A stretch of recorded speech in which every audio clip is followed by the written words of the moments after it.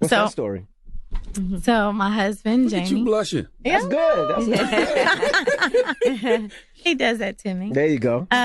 So he wrote me, while I was in prison, and I'm sure you got a ton of letters. So what made you look at that letter and read that letter? yeah, so it was crazy. Like, I wasn't writing anybody back. I did get a lot of letters, but my attorneys had said that, don't be writing back because people were putting stuff on the internet at that time, and it was like anything can be held against you. So you want to be very careful how your words can be misconstrued. Right. And so I wasn't writing people back, but there was something about his letter. He had burnt the edges of it. I was like, this is really neat. And then of course he looks really good. So, I wrote him back, and I remember just feeling like just amazed at like this man. You got to think about the men that I had known before, and his goodness. It just really came through. Like, he was just a good man. He was just a good person. He was so easy to talk to, and by him telling me a lot of the experiences that he had, things that he had come from. He grew up very, very small town, very poor town.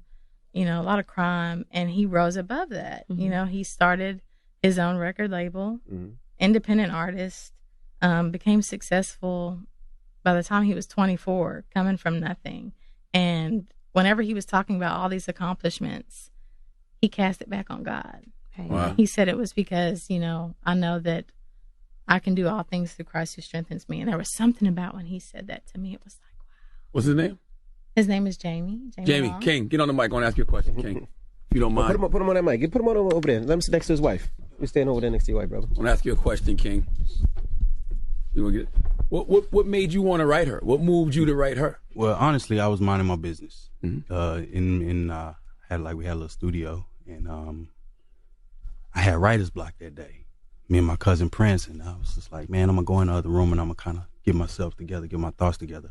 Now I had this TV in this room, and I keep this TV on. I never turn it off, and I usually watch YouTube, Netflix, or whatever. You know what I'm saying? So the YouTube app was up, and it had been up for 3 days.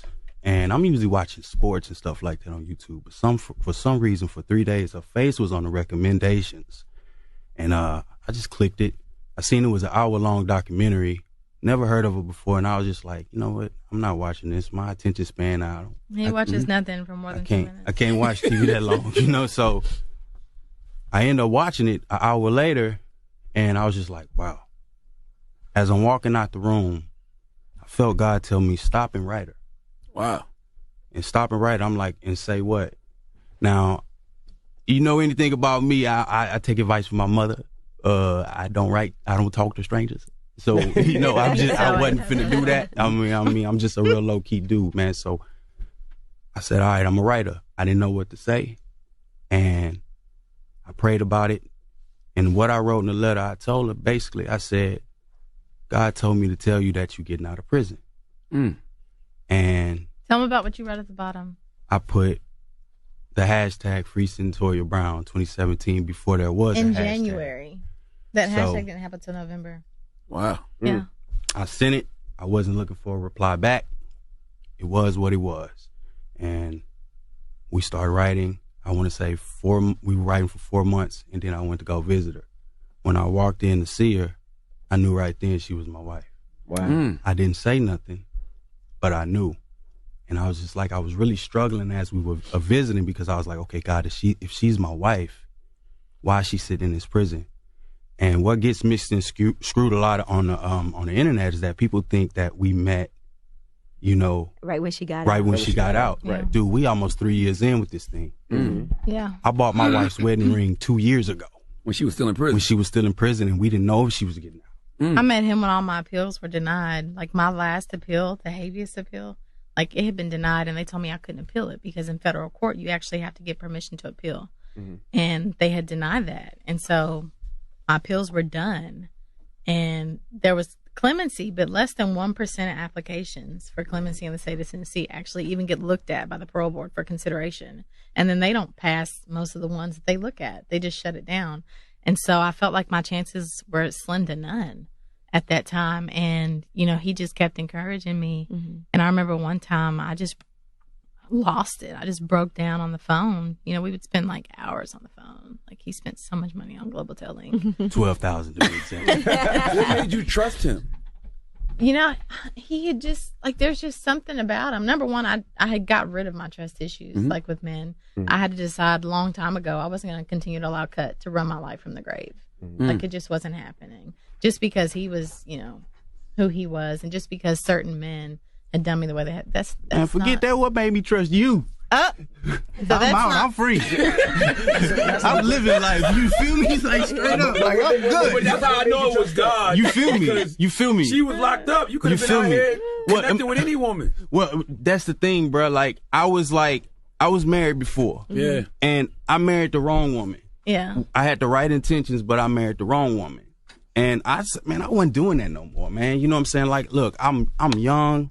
I was like, I'm just gonna live my life. You know, I can do anything I want to do. I can go I'm successful. I got a whole business running. You know what I'm saying? Like, I'm not doing this married thing no more. But it's just like especially for a woman in prison. But see, that's the thing, though. This is why you got to know there's power in the tongue. Thank you, baby. That's real love right there. See that? That's power in the tongue, my brother. And it's like my wife. When people read a book, you're gonna see she made a covenant with God when she said, God, if you let me out this prison, I'll tell the world about you. He said, okay. He answered a prayer, but it was 15 years later. You see what I'm saying? Don't matter. He always comes on time. He's on time. And I said the same thing. I said, Lord, you know what? I'm sick and tired of running around out here. Before I knew I'm sick and tired of running, I want to settle down. I mean, I've had fancy cars. I've had houses. I've had all that stuff, and it doesn't satisfy me. You know what I'm saying? I want to settle down. I want to start a family, and I want to really live for you and please you. He said, all right, I'm going to hold you to that. Oof. So you got to understand, man, I got in a situation. I always tell people, man, sometimes the counterfeit comes before the real thing. And we fall for the counterfeit sometimes. But this time I got it right, and I know I got it right. This is my best friend. And our courtship, through the way we had to communicate, is unique in itself. It's a story in itself. What's the community? What was that? I mean, just dealing with. Let me tell you something. From the phones come on at 6 o'clock in the morning to 9 o'clock at night. Now I love my wife. From 6 in the morning, from 6 in the morning, 9 at night, the phones go off, and I gotta wait till 6 in the morning to hear from her again.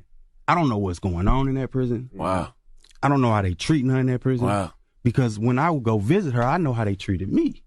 Oh, and sometimes the phones would get cut off. The phones get cut off. I don't hear from her for days. So how did they treat you when you went in there to visit? Oh, man, they treat you like, brother, I mean, one time, I went to see her the first time. After I went to see her the first time, it was easy breezy. And then I came back to surprise her on my birthday.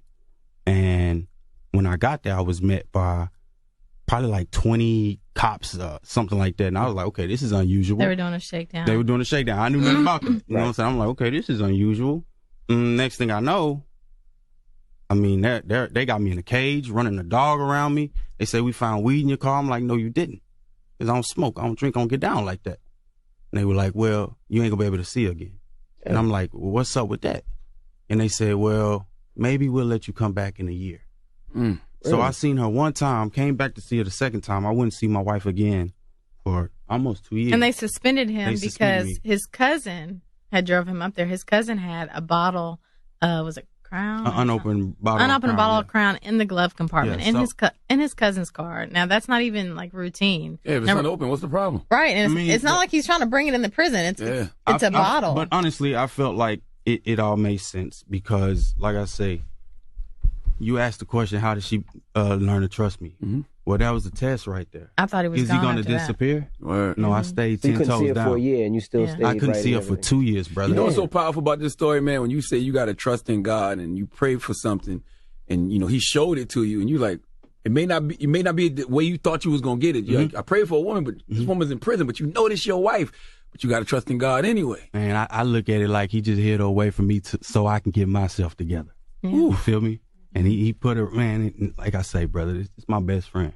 Toya gonna have girls trying to get locked up to find bae now. We were living paycheck to paycheck.